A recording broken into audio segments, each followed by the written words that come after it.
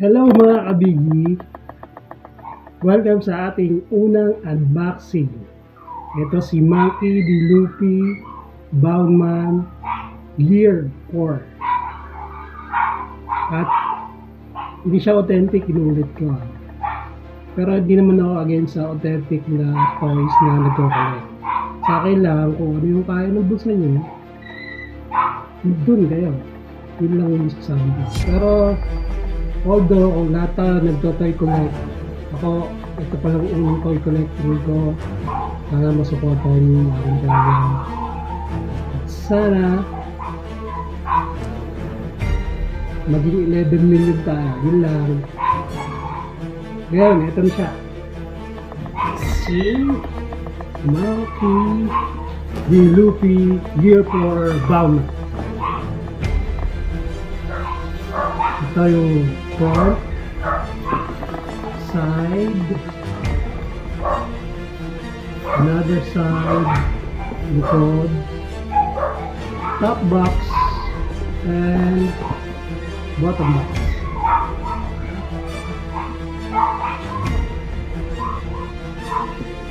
Ngayon, i-unbox na natin siya. Okay.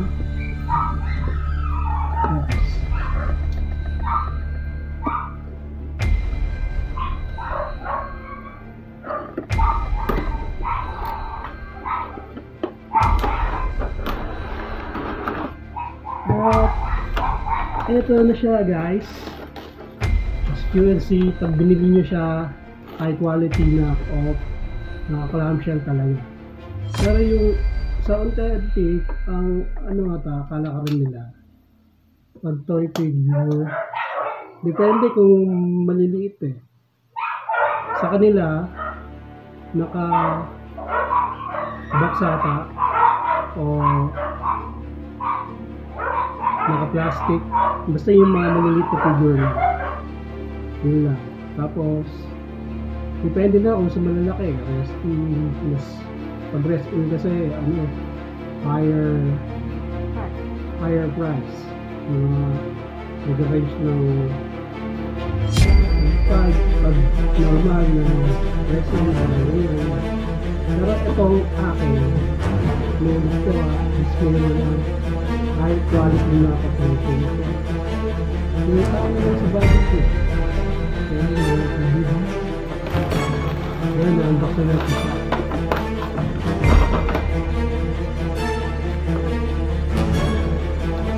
Pagdaliin na natin siya sa launcher.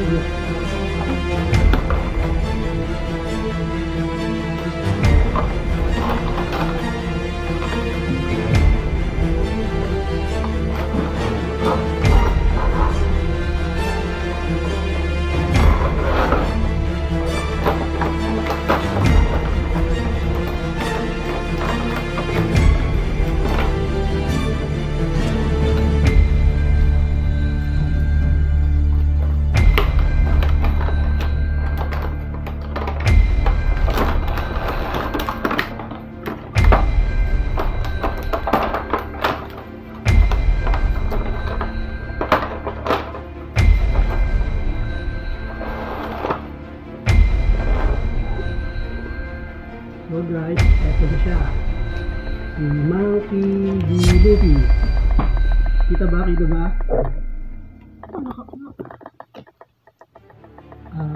Ipo-front natin yung camera para mas kita natin yung buong details. So, eto na yung full details ni Luffy. Titignan natin kung ano yung appearance niya. Ito yung mukha. Yan. Kita nyo naman. Ano masasabi nyo guys? Kung comment nga kayo kung kamukha nung authentic o hindi. Tapos, kung hindi, comment nyo na lang kung ano mas prefer nyo, mas collecting. Sa akin kasi, ito lang kinain ng budget ko. Kaya, nasa high quality na ako pa ko. Ayan na po details niya.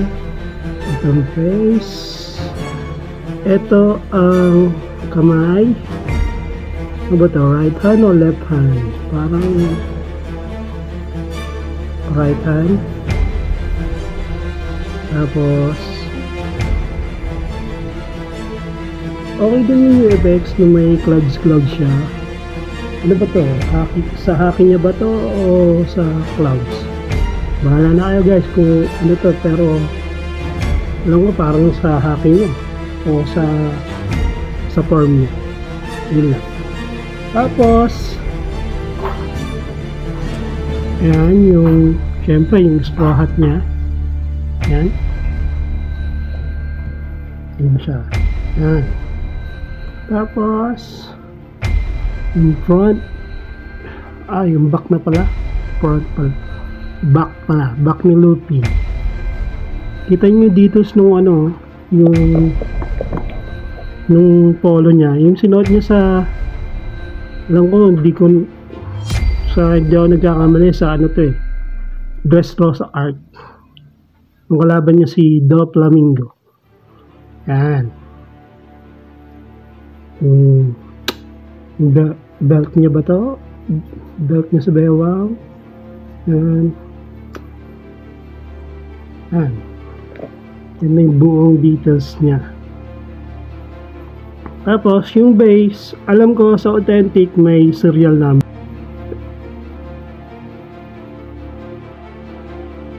Pero guys, ayan na buong details niya. Yan.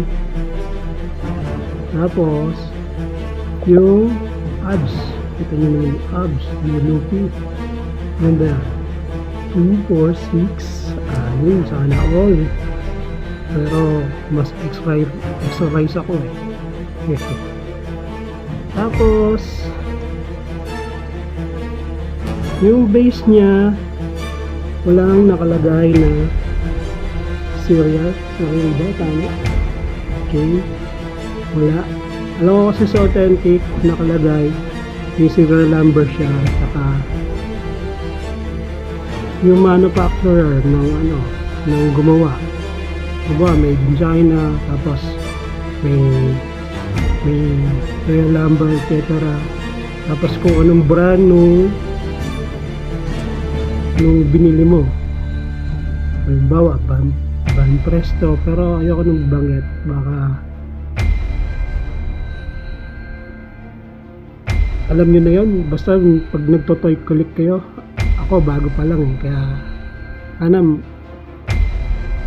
matulungan din tayo ng Tomcom kung paano yung di tayo mabogus sa mga toy figure natin na collect.